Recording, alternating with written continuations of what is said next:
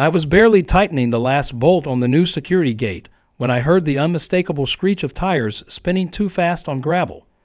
I looked up and saw a beat-up white SUV barreling toward me, kicking up dust like a sandstorm. Out of the driver's seat jumped Karen, decked out in hiking boots, neon leggings, and a fanny pack that seemed to be armed for battle. She charged toward the gate, red-faced and panting like I had just committed a war crime. Before I could say a word, she whipped out her phone, pointed it at me with trembling hands, and barked, "You're being recorded. You're illegally blocking a historic trail." Her voice cracked halfway through the sentence, making it sound even more ridiculous. I stood there in my work boots, holding a wrench, confused but trying not to laugh as she shrieked into her phone, 911. "Yes, I'd like to report a man for hostage-taking. He's trapping citizens on a public trail. It would have been funny if it wasn't so insane." Within minutes, 2 sheriff's deputies were racing down the dirt road toward us, lights flashing, sirens wailing, while Karen waved them in like she was directing fighter jets onto an aircraft carrier. I knew then that this was not going to be an ordinary Saturday. The deputies barely had time to unbuckle their seat belts before Karen sprinted toward their cruiser, flailing her arms like an inflatable car dealership figure. "He's blocking access to the historical trail," she screamed, jabbing a finger at my perfectly legal, freshly installed gate. "People are stuck back there without water, without food. He's a monster," she cried dramatically, spinning a story so wild that even the deputy had to squint at her in disbelief. Meanwhile, I calmly walked over, wiping my hands on a rag, and pointed to the 6 massive private property signs bolted to every fence post. The older deputy gave me a long look, then slowly turned back to Karen. "Ma'am, can you show us exactly which public trail you're talking about?" he asked carefully, like he was dealing with someone who might snap at any second. Karen puffed up like a toad and stomped right up to the gate. In a move that seemed ripped straight from a bad comedy movie, she grabbed the locked gate, tried to yank it open, slipped, and tumbled backward into the dirt, losing a sandal in the process. For a moment, everything froze. Then, as Karen struggled to untangle herself from a low bush, the younger deputy coughed to hide a laugh. Karen wasn't deterred. She scrambled to her feet, still barefoot on one side, and launched into a high-speed rant about how this land belonged to the people and how she had a personal connection to this trail because her great-uncle's friend's cousin's roommate supposedly rode a horse through here back in the 1960s. I stood there blinking, trying to process the mental gymnastics she was performing. The deputies exchanged a look and asked if I had any documentation proving the land was private. Wordlessly, I went to my truck, pulled out a thick file folder, and handed them the deed, the city's land ownership records, and a fresh surveyor's report. Everything was certified, dated, notarized, and laminated because I knew better than to underestimate local troublemakers. The deputies spent all of 5 minutes flipping through the papers before one of them politely told Karen, "Ma'am, this is private land. This isn't and has never been a public trail. You need to leave." You could almost see the steam come out of her ears. Her face turned a shade of purple I thought only existed in cartoons. "I'll have your job," she screeched at the deputies. "I'm friends with the mayor." Both officers looked unimpressed. "That's great, ma'am," the older one said dryly. "But unless the mayor can rewrite property laws, you're trespassing." At that, Karen changed tactics. She pulled out her phone again and started snapping photos of my property, my gate, my truck, even the deputies, all while muttering to herself, "I'm going to the Historical Preservation Society. I'm going to the news. You'll be sorry. You'll all be sorry," she hissed, backing away like she was starring in a soap opera. I almost expected dramatic music to start playing. She stomped off toward her SUV, still shoeless on one foot, got in, slammed the door so hard it echoed across the valley, and sped off without looking back, leaving behind a cloud of dust and one very sad sandal. I thought maybe that would be the end of it. But deep down, I had a sinking feeling that Karen wasn't done. Not by a long shot. People like her don't back down after one defeat. They double down, dig trenches, and come back swinging. Sure enough, within hours, flyers started appearing around town. Save our trail!" they screamed, complete with a badly photoshopped picture of me looking like a cartoon villain twirling a mustache. The claims were absurd.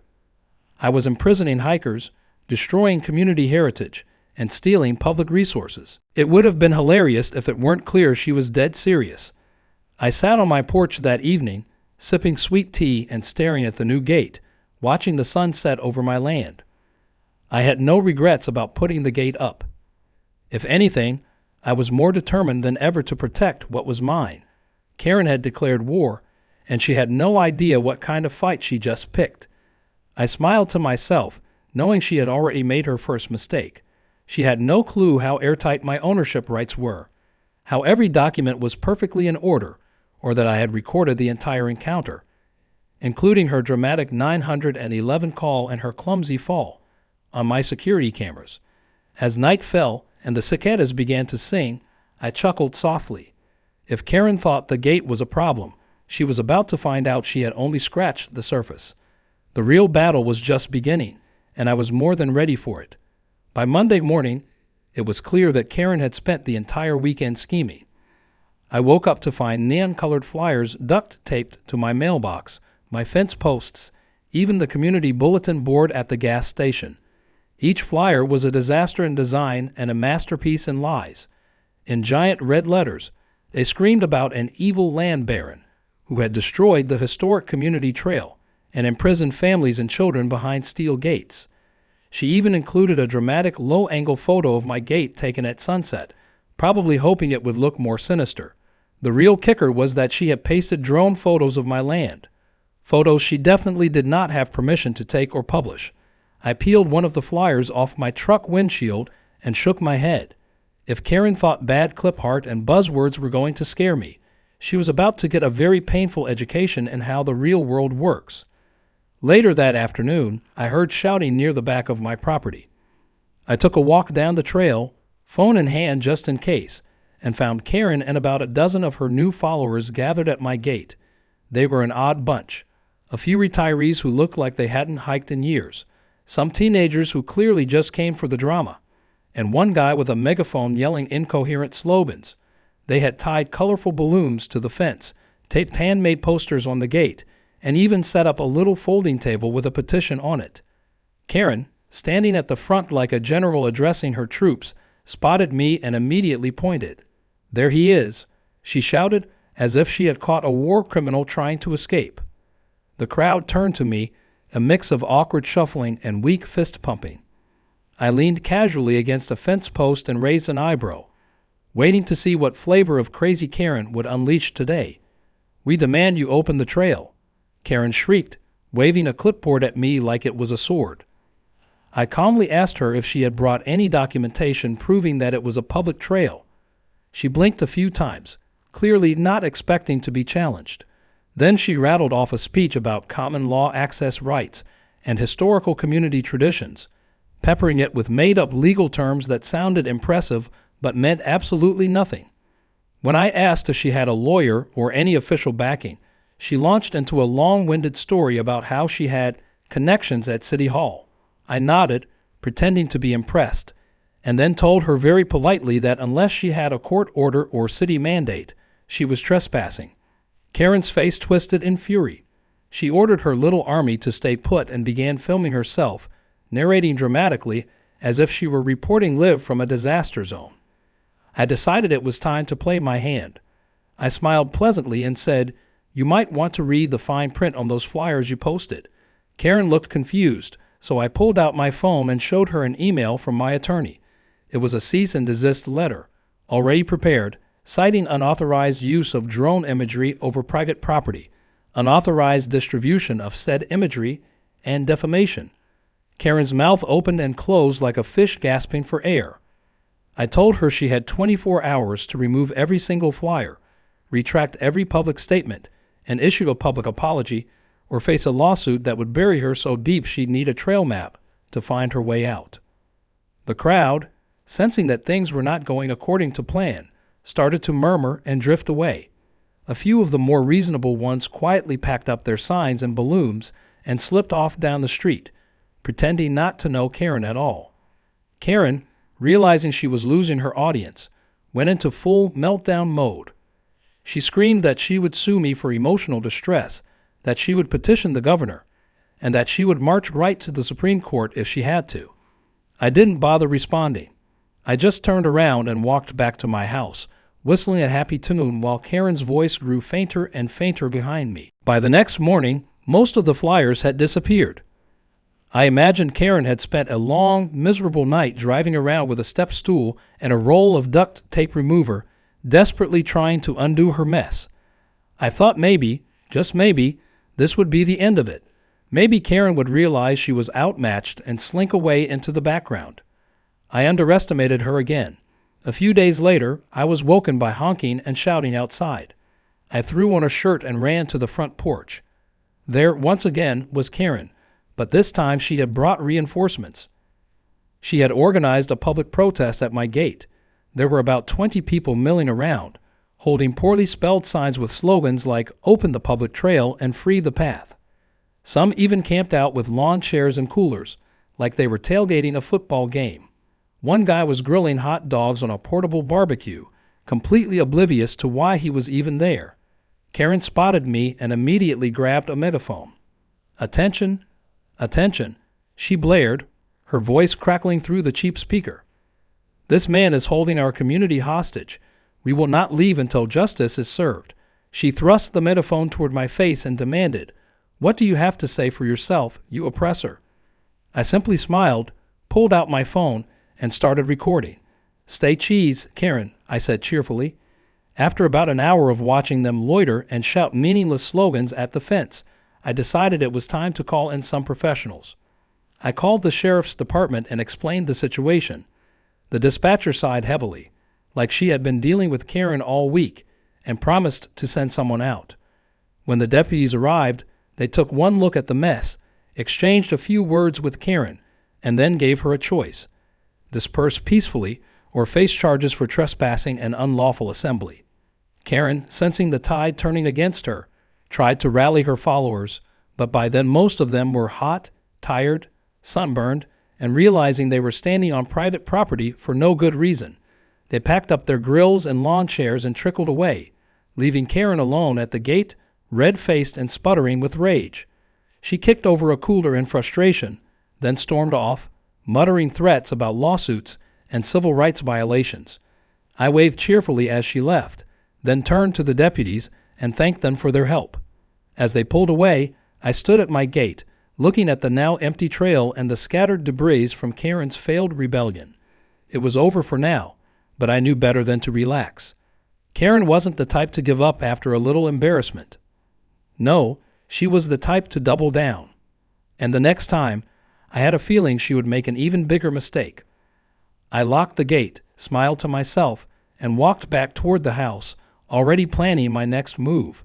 If Karen wanted a war, she had no idea how prepared I was for the battle ahead.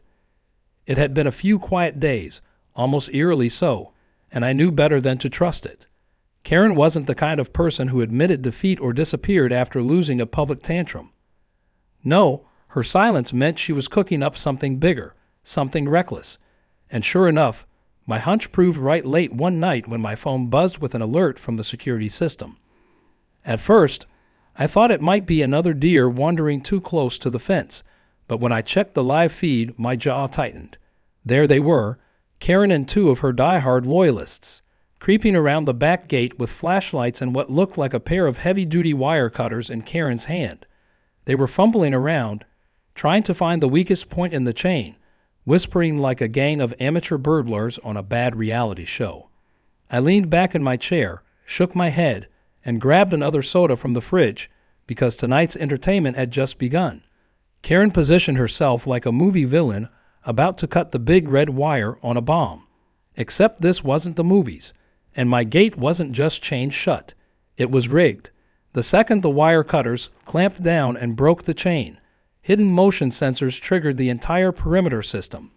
Floodlights snapped on like stadium lights.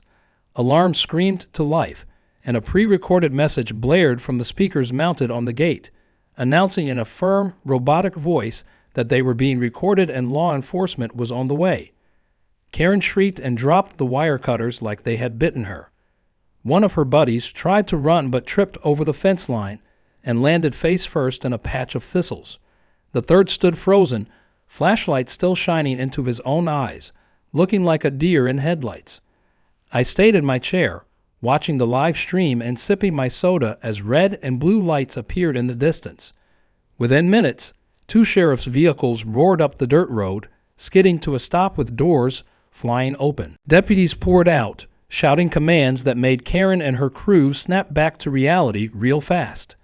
Karen immediately started crying, pointing at the broken chain and babbling about rescuing the trail and historical emergencies, as if those were legitimate legal defenses.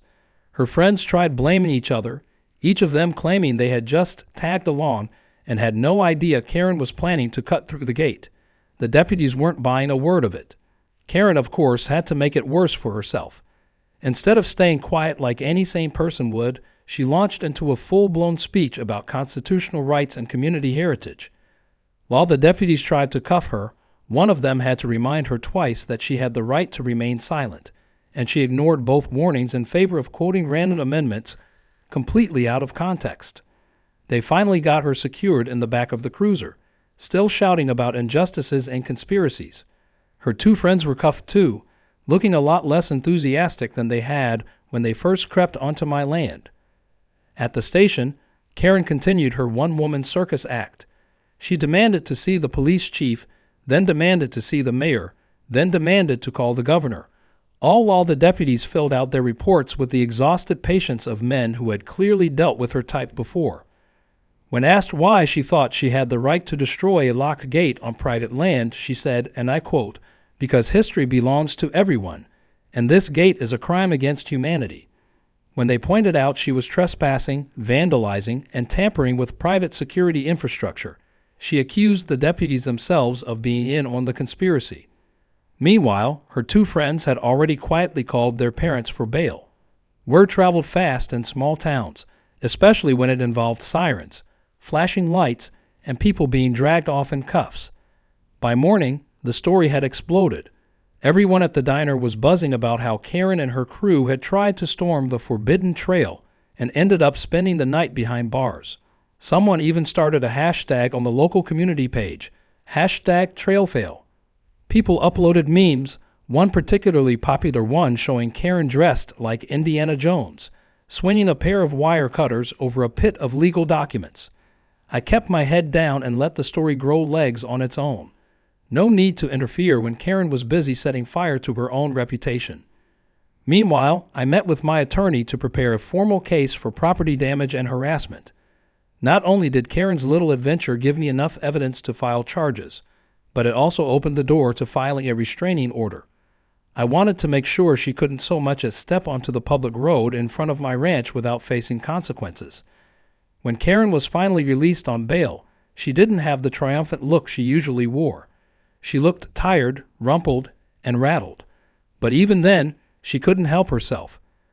She staged a pitiful press conference outside the sheriff's office, standing in front of a few bored-looking reporters and reading a statement she clearly wrote herself, filled with buzzwords about environmental rights, cultural preservation, and systematic oppression by wealthy landowners. It was equal parts sad and hilarious, because while she spoke, one of the deputies leaned casually against his patrol car, openly holding up a copy of the property deed for the cameras to see. I watched a clip of her press conference later, chuckling to myself. Her voice quivered with righteous anger, but her hands kept shaking, and every time someone asked her a basic legal question, she either dodged it or blamed the system. The few reporters who actually showed up didn't bother airing her speech in full. They just cut together the highlights of her getting arrested, fumbling through her defense, and then a short segment featuring my beautifully documented land record. The cherry on top came later that week when I received a letter from the city's legal office. Karen had filed a ridiculous complaint demanding the immediate demolition of my gate. The response from the city attorney was a masterpiece of dry bureaucratic savagery, politely informing her that not only was my gate fully permitted and legal, but if she pursued frivolous claims again, she could be held liable for court costs and damages. I framed that letter and hung it right next to the gate's deed. It was clear by now that Karen had crossed the point of no return. She wasn't just a noisy neighbor anymore. She was a full-fledged public nuisance, and every move she made only dug her deeper. I tightened the security around the property, installed a few more cameras, and settled in for what I knew would be a long but inevitable victory. Karen had declared war, but she brought a toy sword to a battle where I had the law, patience, and an endless supply of popcorn on my side. The court date came faster than anyone expected. I had spent the days leading up to it preparing meticulously with my attorney, organizing every document, photo, and video into neat little folders, ready for battle. I wanted this to be thorough, undeniable, and most importantly, permanent. Karen, on the other hand, spent her days ranting online about how she was being silenced and oppressed, posting long, rambling screeds filled with caps lock fury and legal terms she clearly didn't understand. She even tried to start a GoFundMe titled Save Our Trail, but it barely raised enough for a cup of coffee. Meanwhile, the town's sympathy for her had evaporated like a puddle in the desert.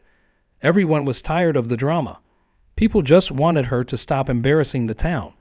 But Karen seemed determined to dig herself even deeper into her own hole. The morning of the hearing, I arrived early, wearing a clean-collared shirt and jeans, looking every bit the calm, reasonable landowner just trying to protect his rights.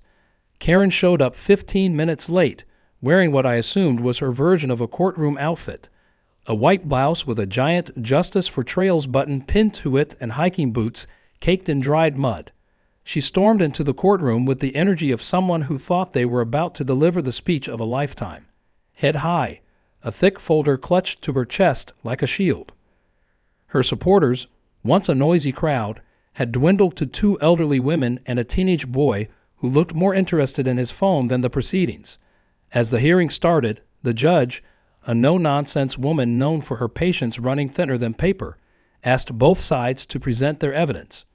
My attorney calmly stood up and, without any drama, laid everything out. Certified land deeds showing clear private ownership. County survey records confirming no public easement had ever existed. The permit approvals for the gate construction. The security footage showing Karen cutting the chain, along with timestamps and GPS markers. The photos of Karen's flyers using unauthorized drone shots. Each piece of evidence stacked neatly atop the last until it was a wall no desperate speech could climb over. When it was Karen's turn, she stood up, hands trembling slightly, and launched into a rambling monologue about the soul of the community, ancestral walking paths, and how corporate greed was destroying local traditions. She had no legal documents, no map, no expert testimony, just a lot of emotions and a few blurry cell phone photos that didn't even show my land clearly. The judge let her finish, patiently scribbling notes, then asked a few direct questions. When Karen couldn't produce a single piece of real evidence to support her claim that the trail was public, the judge's expression turned from neutral to downright unimpressed.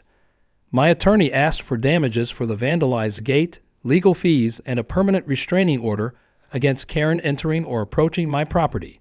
Karen, desperate, objected loudly, claiming she had been defending civil liberties. But the judge quickly shut her down, reminding her that trespassing and destruction of private property were not protected under any law, no matter how passionately she believed in her cause. Then came the final blow.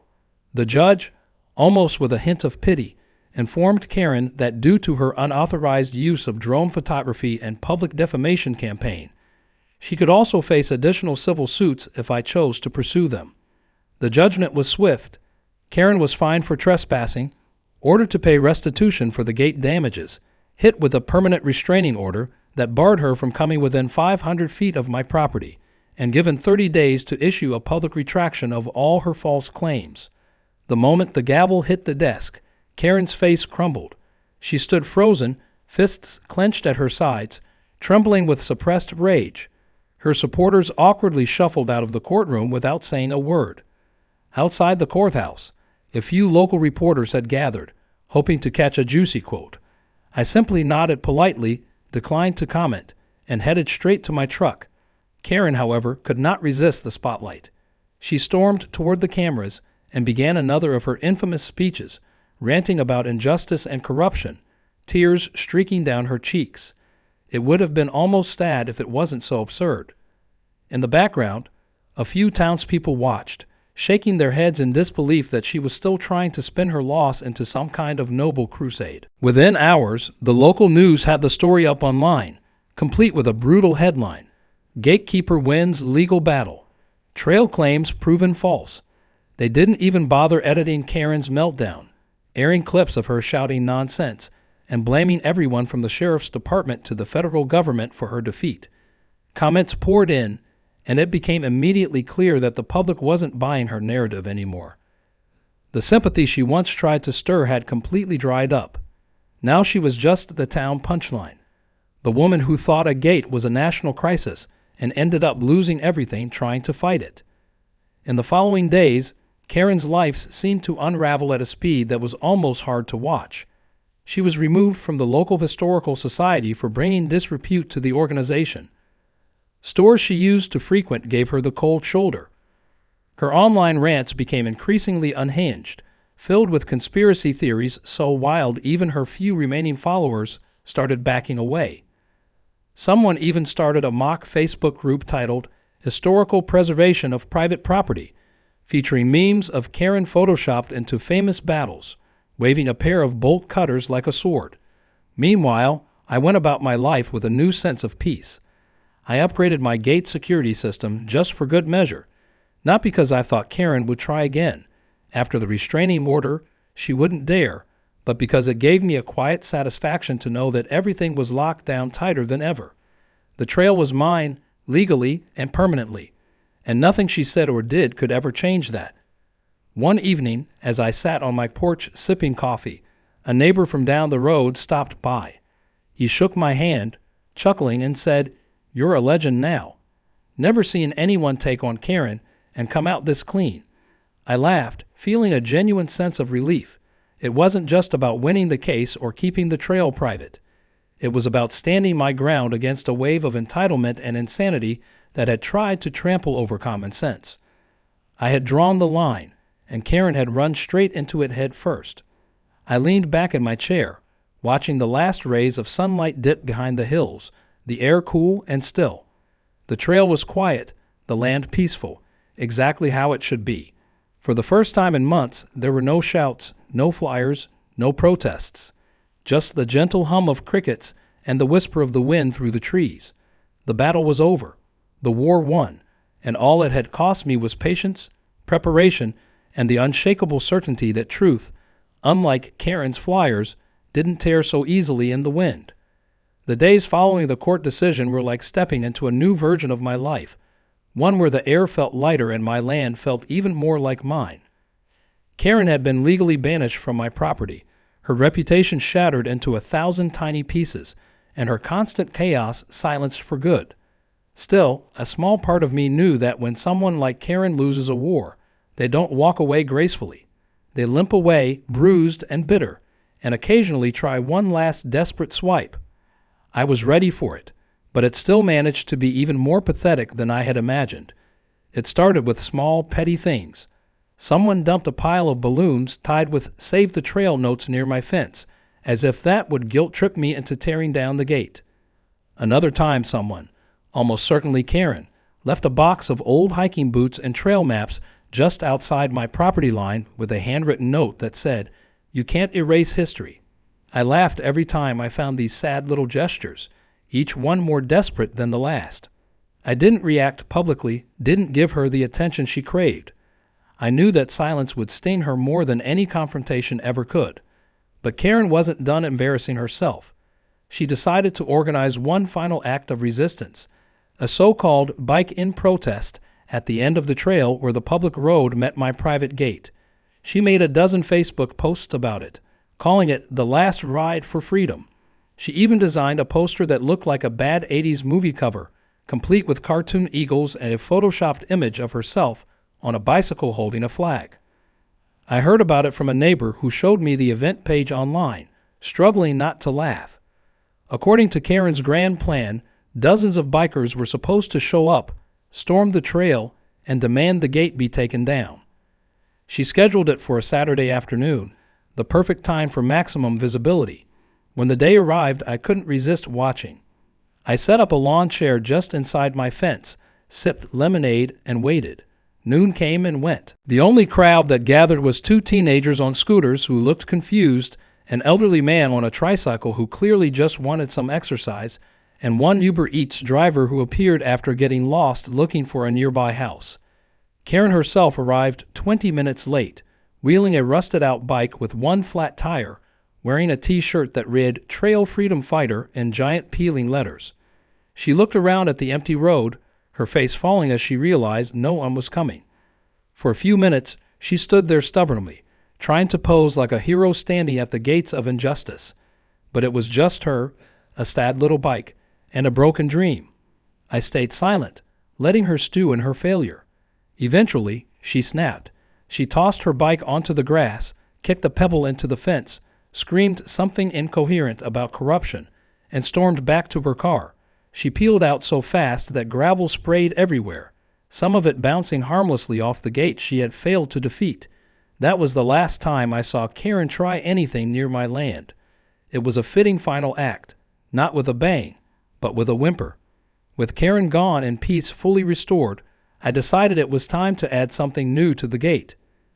I hired a local metal worker to craft a custom sign, a playful nod to the entire saga. A few weeks later, he delivered it. A beautiful wrought iron plaque mounted above the gate reading "Private Trail," protected by common sense and court orders. Beneath it, in smaller letters, it said, "All trespassers will be live-streamed for your entertainment." It wasn't petty. It wasn't cruel. It was just the perfect reminder that stupidity had consequences and that some battles once won deserved a trophy. Word about the sign spread fast, and soon enough, people started stopping by, not to trespass, but just to take photos from the public road, laughing and shaking their heads. The sign became a small tourist attraction. It even made it onto a local blogger's top 10 weirdest things to see in town list, right between the world's largest Pekin sculpture and a mailbox shaped like a cow. I didn't mind. If anything, it turned the whole ridiculous experience into something positive. I met new neighbors, made a few friends, and even got a couple of barbecue invites from folks who respected how I had handled the whole mess without losing my mind. Life returned to normal faster than I expected. My days were filled with work around the property, fixing fences, tending to the garden, and enjoying long, quiet evenings by the porch. The trail behind my gate, once a battleground of ego and entitlement, went back to being what it always should have been. A peaceful path for me and my dogs to walk without fear of being ambushed by megaphones and flyers. Every now and then, I would sit by the trail, watching the sun dip below the hills, the sky painted in strokes of orange and purple, and think about how close I had come to losing something precious just because one person couldn't accept the word no. Karen eventually faded into a bitter memory. I heard she moved a few towns over, where hopefully someone else's fence would catch her attention instead of mine. Her old social media accounts went dark, and nobody talked about her anymore, except as the punchline to a few inside jokes. It was a quiet end to a loud, messy story, the kind of ending that doesn't come with fireworks or big speeches, just the sweet, simple satisfaction of being left alone. As for me, I never forgot the lesson Karen taught me, even if she didn't mean to. I learned that standing up for yourself isn't about shouting louder or throwing more tantrums. It's about being calm, being prepared, and trusting that when you're right, you don't have to flail and scream to prove it. The truth has a way of standing tall on its own, like a well-built gate no bolt cutter can break, and so my trail remained mine. My land remained protected. My peace remained intact, and every time I passed under that iron sign, every time I heard someone chuckle at its message, I was reminded that some victories aren't just about winning a fight. They're about making sure that the people who tried to steal your peace realize they never even stood a chance.